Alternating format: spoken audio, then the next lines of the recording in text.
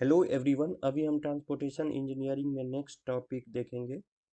तो सबसे पहले देखते हैं हॉरिजॉन्टल कर्व। तो हॉरिजॉन्टल कर्व क्या होता है? जब भी रोड का डायरेक्शन चेंज होता है तो हम लोग हॉरिजॉन्टल कर्व प्रोवाइड करते हैं।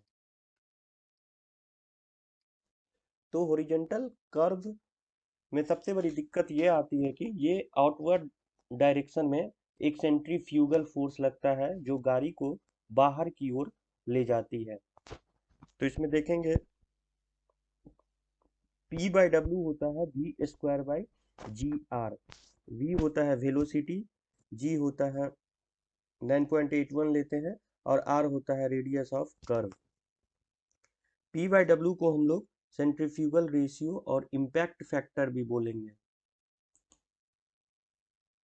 तो अगर V इंक्रीज होगा तो P बाई डब्ल्यू भी इंक्रीज होगा, तो ये सेंट्रीफ्यूगल फोर्स बाहर की ओर ले जाएगा।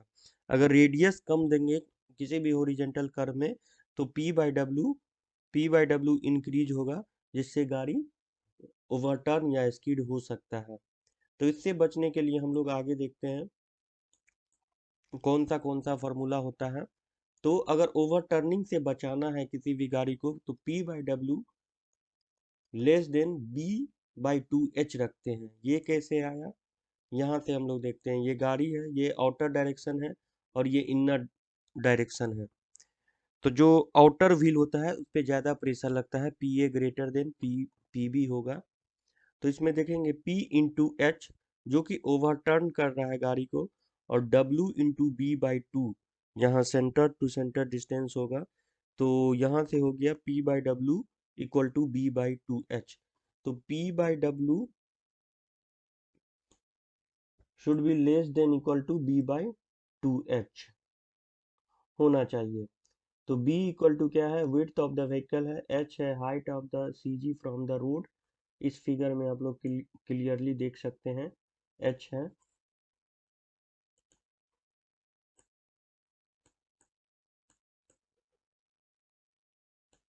और W है वेट ऑफ द व्हीकल। अगर रेसिस्टेंस अगेंस्ट स्कीडिंग स्कीडिंग से अगर बचाना है तो P by W less than F, जो कि है आपका लेटरल फ्रिक्शन। तो बोथ स्कीडिंग अगर एंड ओवरटर्निंग से अगर बचाना है तो P by W less than minimum of F and B by two H रखना होगा। ये दो पॉइंट आप लोग याद रखिए।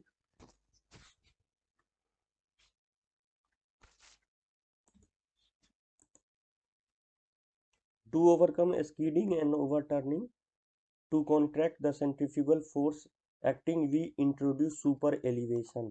स्कीडिंग और ओवरटर्निंग से बचाने के लिए हम लोग सुपर एलिवेशन प्रोवाइड करते हैं, जिसे हम लोग कैंट और बैंकिंग भी बोलते हैं।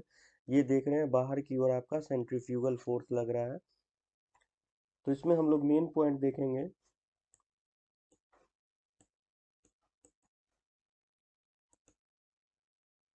E प्लस एफ हो जाएगा V square by G R. ये आप लोग याद रखिए। यहाँ पे V हो जाएगा मीटर पर सेकेंड में, F होता है लेटरल फ्रिक्शन जिसका वैल्यू होता है 0.15।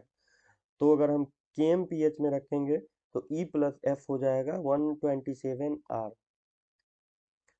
तो ये आपको E और F दोनों रेसिस्टिंग सेंट्रीफ्यूगल रेशियो, जो कि आपका होता है P बाई डब्ल्यू।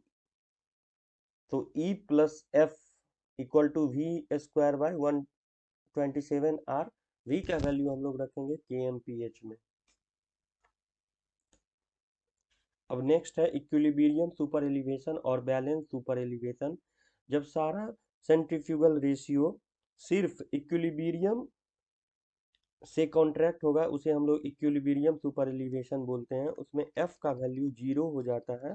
तो जहाँ पे E प्लस एफ था सिर्फ E हो जाएगा और V square by G R हो जाएगा। इस केस में क्या होता है? प्रेशर और inner wheel equal to pressure on outer wheel हो जाता है। अब हम लोग देखते हैं design super elevation. For mix traffic condition different vehicle moves with different speed. तो इसमें होता है कि मिक्स ट्रैफिक कंडीशन में डिफरेंट व्हीकल का वेलोसिटी अलग अलग होता है। तो IRC बोलता है कि 75% आप लोग डिजाइन स्पीड ले लीजिए। इससे हम लोग को डिजाइन करना होगा सुपर एलिवेशन। तो इसमें हम लोग देखते हैं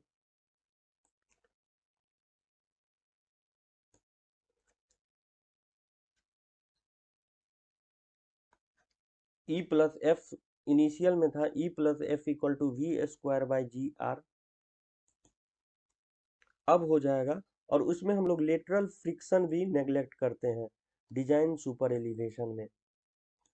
तो ई प्लस एफ हो जाएगा, एफ का वैल्यू 0 हो जाएगा, तो और वी का वैल्यू 75% लेंगे, तो 0.75 वी स्क्वायर, यहाँ पे आपका स्मॉल वी हो जाएगा, नहीं कैपिटल वी है, बाय 127 आर।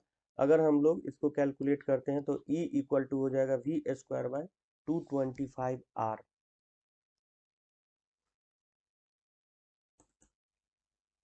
तो डिजाइन सुपर एलिवेशन में हम लोग E equal to V square by 225 R ध्यान में रखेंगे। ई मैक्स का वैल्यू क्या हो जाता है 4% अर्बन एरिया में, E max 7% for plain and rolling terrain में, या हिली ट्रेन में कवर्ड विथ स्नो। अगर हिली ट्रेन में अगर स्नो कवर नहीं है तो 10% लेंगे, क्योंकि अगर स्नो कवर्ड है तो स्लोप थोड़ा, सुपर एलिवेशन थोड़ा मिनिमम ही लेंगे, 7% ही।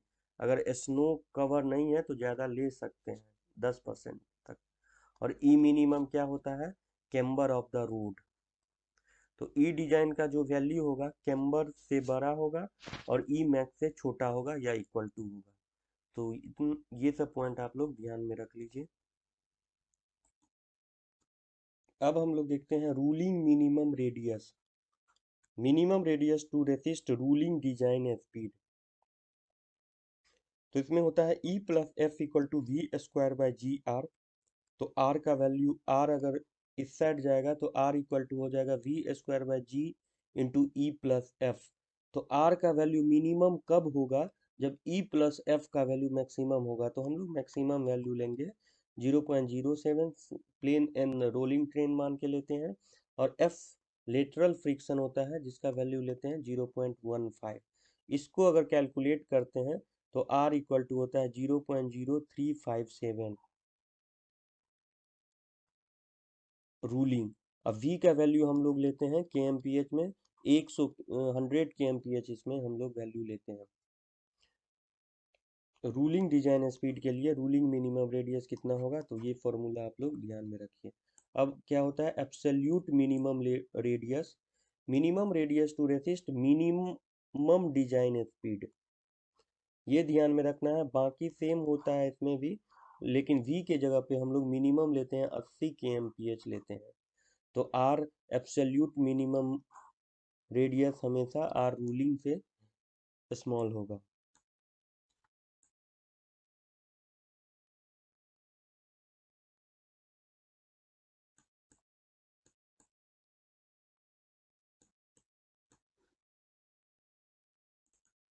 हॉरिजॉन्टल कर्व में ऑफ ट्रैकिंग होने का डर रहता है, इसलिए हम लोग एक्स्ट्रा वाइडनिंग प्रोवाइड करते हैं। ऑफ ट्रैकिंग क्या होता है, path travels by front axle is not same as the path travels by rear Excel.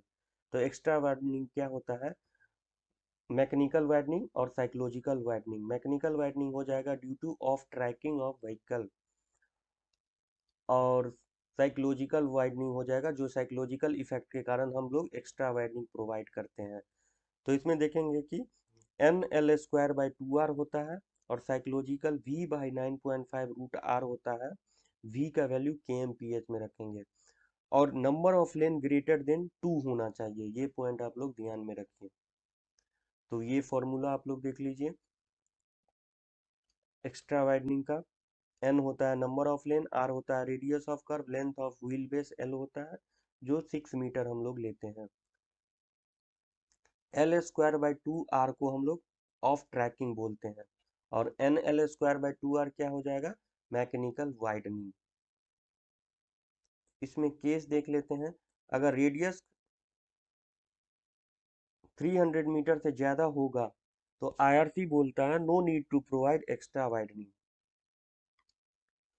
अगर 50 और 300 के बीच में होगा रेडियस तो हम लोग दोनों एज इनर और आउटर पे एक्स्ट्रा वाइडनिंग प्रोवाइड करते हैं। अगर 50 मीटर से कम होगा तो एक्स्ट्रा वाइडनिंग हम लोग सिर्फ इनर साइड में प्रोवाइड करते हैं। तो एक्स्ट्रा वाइडनिंग से रिलेटेड आप लोग ये 2-3 पॉइंट याद में रखिए। सबसे पहले देखेंगे एक्स्ट्रा वाइडनिंग का क्या फॉर्मूला होता है।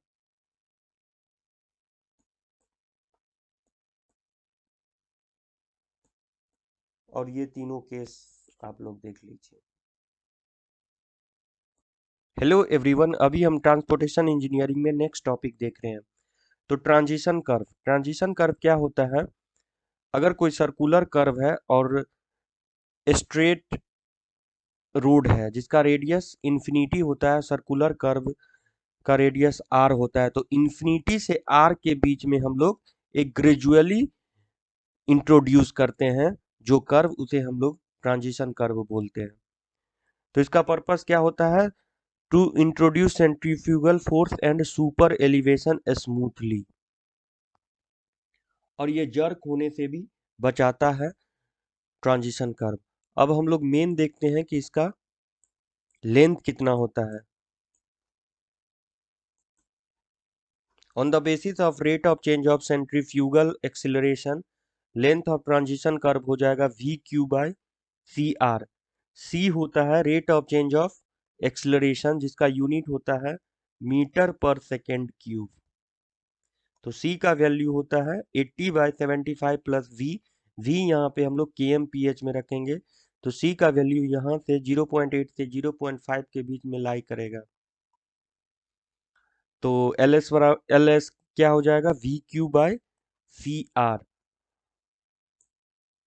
अब इसका लेंथ देखते हैं on the basis of super elevation and extra widening. When pavement is rotated about centre, तो एल एस क्या हो जाएगा, length of transition curve E N into W plus W E by two. W है आपका width of the road and W है extra widening. अगर centre के about rotate करेगा तो E N into W plus W E by two हो जाएगा।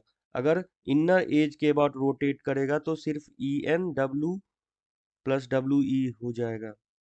W E है आपका एक्स्ट्रा वाइडनिंग, और एन लेते हैं 1 इन एन। एन का वैल्यू 150 अगर प्लेन एंड रोलिंग ट्रेन है तो, और एन का वैल्यू 60 लेते हैं अगर हिल्ली ट्रेन है तो। अगर ई गिवन नहीं है तो ई डिजाइन लेते हैं वी स्क्वायर बाई 225 आर। ये हम लोग पीछे देखे थे कि 75% ऑफ डिजाइन लेते हैं वेलोसिटी के लिए, तो हम इससे कैलकुलेट करके ले लेंगे। तो इसमें आपको 2 पॉइंट याद रखना है, L F V cube by C R, C का value 80/75 plus V, and L S बराबर E N W plus W E by two. और अगर इनर एज के अबाउट रोटेट करेगा तो E N W plus W E हो जाएगा। Empirical formula, तो L S length of transition curve क्या हो जाएगा इंपेरिकल फार्मूला के हिसाब से 2.7 V square by R plain and rolling terrain के लिए, और V square by R hilly terrain के लिए। तो तीनों में से जो मैक्सिमम वैल्यू होगा वही हो जाएगा लेंथ ऑफ ट्रांजिशन कर्व। तो हम लोग को 3 फॉर्मूला इसमें याद रखना है, एक बार आप लोग इसका रिवीजन कर लीजिए।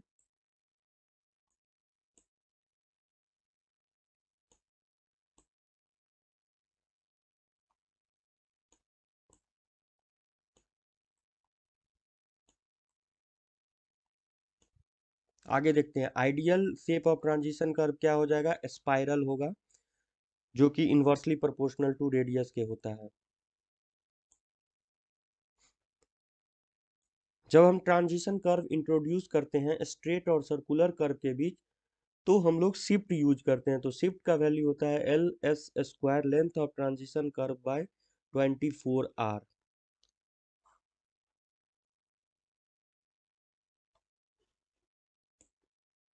आगे वर्टिकल अलाइनमेंट, तो वर्टिकल अलाइनमेंट में ग्रेडियंट और वर्टिकल कर्व होता है। तो सबसे पहले हम लोग ग्रेडियंट डिस्कस करेंगे। ग्रेडियंट क्या होता है, तो रेट ऑफ राइज और fall along the length of the road. Length of the road के हिसाब से अगर राइज और फॉल होगा तो उसे हम लोग ग्रेडियंट बोलेंगे। तो ग्रेडियंट में सबसे पहले होता है ruling gradient, limiting gradient, exceptional gradient, minimum gradient. Ruling gradient, it is also known as design gradient, it is maximum gradient, ये मैक्सिमम ग्रेडियंट होता है, इसको हम लोग डिजाइन ग्रेडियंट भी बोलते हैं। Vertical profile of the road में प्रोवाइड करते हैं रूलिंग ग्रेडियंट। लिमिटिंग ग्रेडियंट क्या होता है? It is steeper than ruling gradient, it is provided only when cost of construction from ruling gradient is enormously high in comparison to cost of construction from limiting gradient.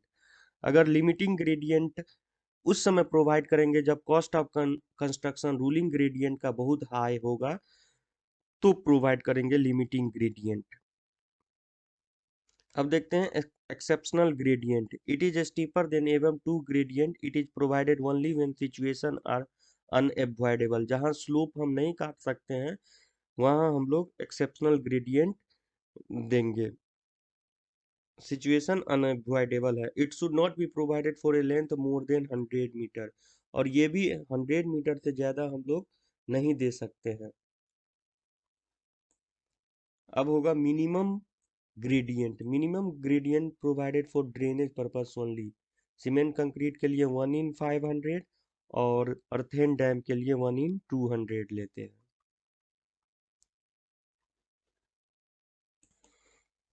अब next topic है grade compensation. Grade compensation हम लोग horizontal curve में देते हैं। In addition to gradient then there will be increased resistance to tractive force due to both curve and gradient. In that case IRC has suggested to compensate the gradient. तो horizontal curve में जब हम लोग tractive force बहुत high हो जाएगा तो हम लोग ग्रेड कंपनसेशन यूज करते हैं। तो ग्रेड कंपनसेशन अगर 4% से फ्लैटर ग्रेडियंट होगा तो यूज नहीं करेंगे, अगर ज़्यादा होगा तो यूज करेंगे। तो ग्रेड कंपनसेशन क्या होगा? 30+R/R और 75/R, जो मिनिमम वैल्यू होगा हम लोग वो लेंगे ग्रेड कंपनसेशन में।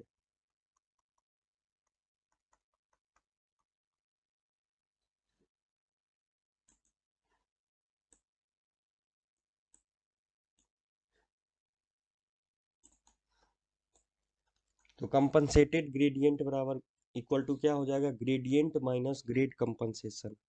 अब देखते हैं क्रॉस स्लोप और ग्रेडियंट और कैम्बर जनरली क्या होता है। Cross slope generally ground profile होता है, प्लेन, रोलिंग और माउंटेनियस। प्लेन के लिए हो जाएगा 0 to 10%, रोलिंग के लिए हो जाएगा 10 to 25% और माउंटेनियस के लिए हो जाएगा 25 से 60%। और ग्रेडियंट हम लोग अलोंग द रोड होता है, और कैम्बर क्या होता है? Transverse direction of road. ये आपका लॉन्गिट्यूडनल डायरेक्शन है और इसके परपेंडिकुलर जो है ट्रांसवर्स डायरेक्शन है। अब ग्रेडियंट कितना प्रोवाइड करते हैं ये टेबल हम लोग देख लेते हैं। तो ये आप लोग जनरली याद रखिए, 3.3%, 5% और 6%। प्लेन रोलिंग के लिए 3.3%, हिली माउंटेनियस जब 3000 मीटर एवं मीन सी लेवल हाइट होगा तो 5%, और लेस देन 3000 मीन सी लेवल होगा तो 6% यूज करेंगे। इसी तरह लिमिटिंग और एक्सेप्शनल है।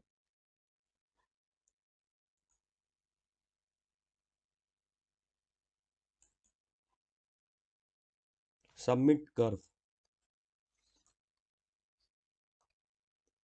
तो सबमिट कर्व जब डेविएशन एंगल पॉजिटिव होगा तो हम लोग सबमिट कर्व बोलेंगे। सबमिट कर्व ग्रेडियंट अगर पॉजिटिव है, एन क्या है आपका? Algebraic difference between the gradient. तो एन का वैल्यू हो जाएगा n1 माइनस n2। अगर n1 अपवर्ड ग्रेडियंट है तो प्लस, n2 माइनस में है तो माइनस n2। तो इस केस में क्या हो जाएगा? आपका n का value n1 minus minus n2, क्योंकि अलजेब्रिक डिफरेंस लेते हैं इसमें, ये आप लोग ध्यान दीजिएगा। तो n1 प्लस n2, तो ये n प्लस आया, मतलब ये सबमिट कर्व है।